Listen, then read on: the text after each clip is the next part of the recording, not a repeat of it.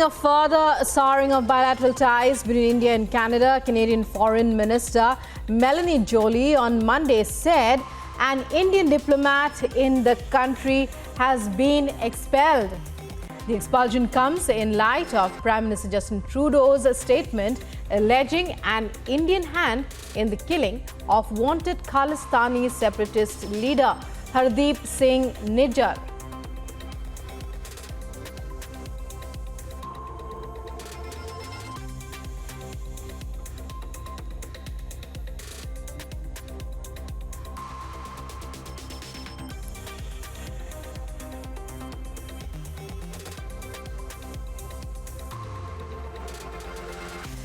And it looks like a further deterioration in India-Canada ties as news reports are coming in of the announcement of Canada as having expelled an Indian diplomat over Prime Minister Justin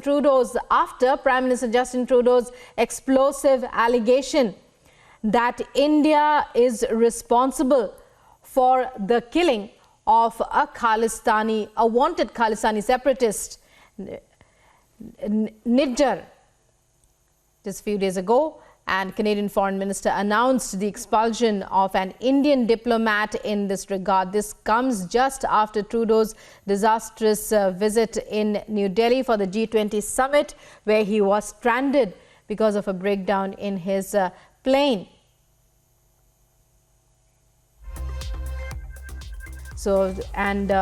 He's already. But could this be just an attempt on Prime Minister Trudeau's part to fight low poll ratings in his country? Could it be an attempt to deflect attention and divert attention from the fact that his popularity is at a new low in his home country? And as he makes the explosive allegation that India is responsible for the death of a wanted Khalistani separatist leader in Canada. Already, relationships between India and Canada have soured, have gone downhill for some time now, and this clearly is a deterioration. Let's listen in to that announcement that was made by the Canadian government about the expulsion of the Indian diplomat, and more on this latest development.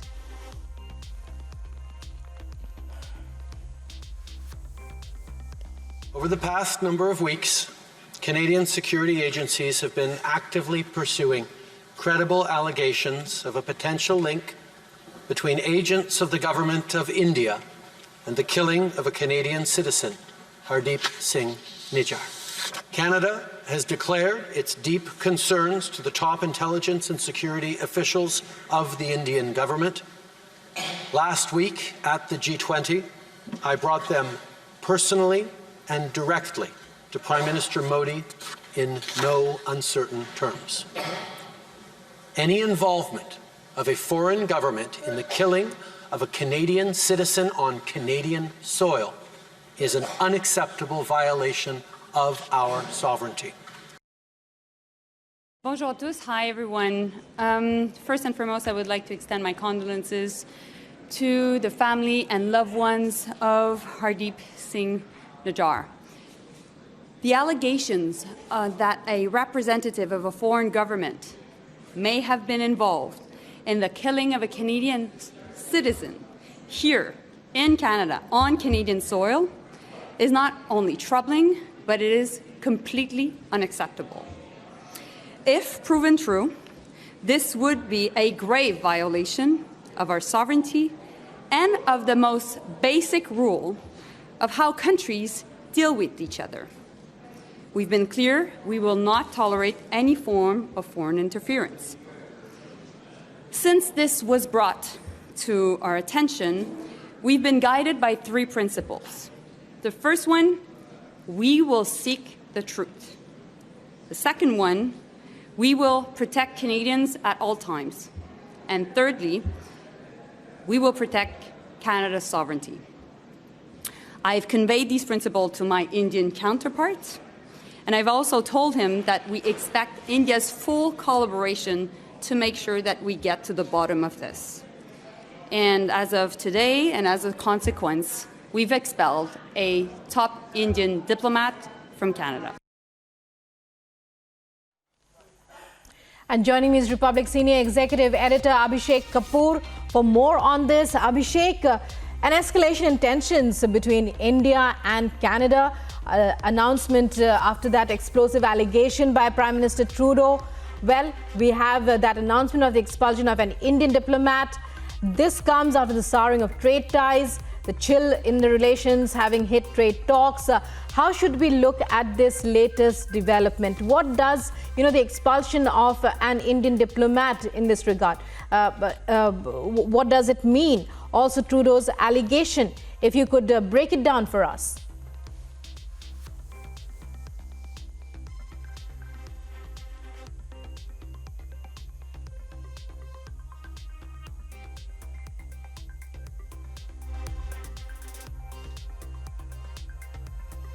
And joining me, I'll try and connect once again, but tension increases between India and Canada as an Indian diplomat is expelled from Canada. This after a major row erupting after the death of Hardeep Singh Nijjar. Canadian Prime Minister Justin Trudeau has blamed New Delhi, has alleged that New Delhi is involved in the killing. And Foreign Minister Jolie has announced, as you saw in that soundbite that we played, that it will be investigated, India's hand will be investigated, and that Canada is expelling an Indian diplomat. This after ties between the two nations have been frosty for some time now. And joining me now is Abhishek once again. Abhishek, it's over to you to break it all down for us. Many events happening in quick succession. And the latest is the expulsion of the Indian diplomat, just coming after the allegation of Prime Minister Justin Trudeau, an explosive allegation that New Delhi has clearly quashed. Well, Rukma, so, this is really upping the ante on the part of the Canadian government, and Justin Trudeau really, one would say, losing it. He's fighting with his back to the wall in terms of his political fortunes. Every other opinion poll suggests that his ratings are low, and there is an element of anti-incumbency. And this seems like an act of desperation. The fact that Justin Trudeau speaks in Parliament, and remember, just about 10 days back when he was in New Delhi, the same question was asked of him. Of course, it was a planted question, and he said, no, there is nothing like that, on the question of whether Canadian sovereignty was affected. And on the Khalistan issue, he took the freedom of expression line. And now when he goes back home and is speaking to his own audiences, he really ups the ante. Obviously, we know for a fact that his minority government needs the support of the NDP, which is a party led by Jagmeet Singh, and there are pockets of support from British Columbia, for example, without whom Justin Trudeau cannot survive in the present circumstance. So obviously, it's almost like a payback time to the political support he has been getting. Unfortunately, and in a very myopic way, Trudeau has decided perhaps that it's okay to compromise your relationship with India and look for political constituency back home. It's not long term. I'm sure the people at large in Canada would understand that this is being done for very personal objectives, and they would see that this has nothing to do with the larger Canadian interest, and maybe they will do something about it, because ultimately it's Canada's interest that get compromised. The manner in which Justin Trudeau conducted himself during the G20 sort of brought down the image of Canada a notch or two. And it's nobody's fault that their official plane did not function and malfunction, and because of which their leader was twiddling his thumbs in New Delhi for 36, 48 hours. Maybe it's just an act of desperation, element of frustration there at not getting to grips with your situation at personal and professional front, both, unfortunately, and the India-Canada ties suffering for that. Also, before I go to Mr. Shesh Paul Ved, he joins us over the phone, and he is the first one, in fact, who has reacted to this development. Mr. Ved, since you have already come out with a reaction, I think it's interesting that this gives just flavor of the sentiment on the ground in India, the frustration India is also feeling at the manner in which the Canadian government under Justin Trudeau has conducted itself on the Khalistan issue? Presentation so nicely you have put how Justice Trudeau's behavior has actually affected India-Canadian relationship. In fact, no one in India wants bad relationship with Canada, and I think that must be true of people of Canada also. As far as this particular action of Canada, it is very, very bad for the relationship between India and Canada. And these terrorist organizations have intergroup rivalries. It's not a new thing. It has been happening ever since terrorism is there. It has been happening in Pakistan, in Canada, and many other places. There's always a inter-gang rivalries and trying to dominate the space for each other. And action of Canada is condemnable, and I only wish that in next election people of Canada elect somebody who instead of narrow political interest looks after the interest of Canada and ensures that India-Canada relationship prosper. I feel very bad for people of Canada. Yeah. Sir, also I'm being joined in by Colonel R.S.N. Singh. Be with us. We have to discuss this, I believe, till the time we get a reaction from the Ministry of External Affairs, and I'm sure that there would be a strong one. Colonel R.S.N. Singh, Justin Trudeau alleging that RAW has carried out the killing of Niger and that affects Canadian sovereignty. What is their apparatus doing? I mean, just 10 days back he said nothing like that, and now back home, pandering to the Khalistani sentiment, he takes a position attacking India. I mean, does he care about India-Canada relationship? This is the first time I have seen a head of a state, or the head of the executive of any country, even, by that standards, Pakistan being so hostile towards India. And, this was very evident during the so-called, farmers' agitation, if you would recall. So, India, had its cup full, and we protested, we demonstrated our concern. And, if he has been smitten because we have demonstrated our concern and taken up the matter, in right earnestness, and because of which he feels peeved after G20 meet, then what are you and I can do about it? But I can certainly tell you that I haven't seen, in my experience, in my study, that head of a state being so hostile, promoting terrorism. A leader of a Western country which is supposed to be, cooperating in the fight of international terrorism, unleashing terrorism against India. So, I see this whole episode, in that connection, and definitely it is a new law.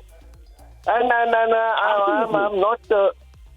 yes, to damn with diplomatic relations if somebody uses terrorism as a tool of diplomacy.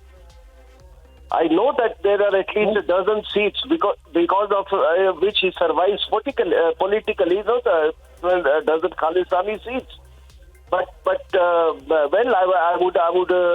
I would not hesitate in saying that I welcome this new kind of a law, and I'm sure there will be a retaliatory action by India on the diplomatic front.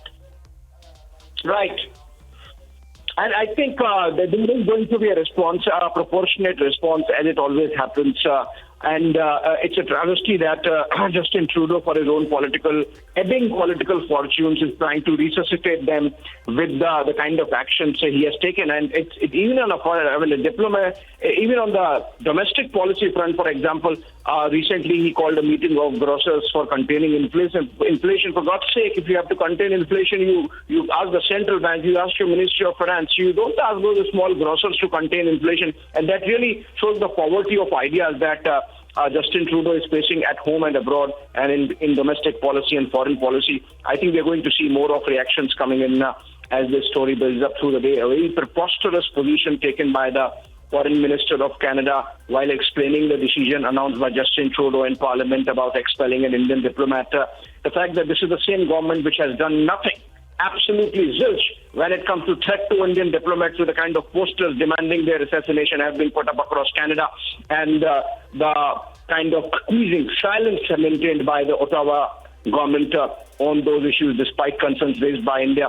I think this is clearly a case of escalating things in a manner that's going to go downhill only. Thank you so much, Mr. S.P. Vaid, former DGP of Jammu and Kashmir, and RSN Singh, a security expert, for joining us. And our Canadian government expelling an Indian diplomat really puts the India-Canada relationship as it exists on the line. We have seen post the visit of Justin Trudeau to New Delhi as part of the G20 summit, already sort of frost building up, and the two sides deciding to go slow on the talks on free trade area. And in fact, the Canadian trade minister had to cancel the visit that was planned next month to New Delhi to carry the talks forward. So obviously the chill is going to set in, the winter is going to set in a little early insofar as New Delhi-Canada relationship goes, with Justin Trudeau really at its wits' ends to understand what's really happening. It's a commentary or sad commentary on the diplomatic team of Canada and New Delhi also, if they have failed to understand, or if they have failed to make their government understand through cables as to what kind of government they are dealing with in New Delhi now. It does not brook the kind of compromise with sovereignty and territorial integrity that the Canadians thought that they would let happen in the name of freedom of expression. And so obviously heads would roll and should roll. And if at all the India-Canada partnership has to be retrieved from this chill, then a lot of walking back from the brink will have to be done by the Ottawa government. We don't know whether it's going to be done by the Trudeau government or the next one. But then, yes, as of now, it seems an escalation happening, and we are waiting for a Ministry of External Affairs response.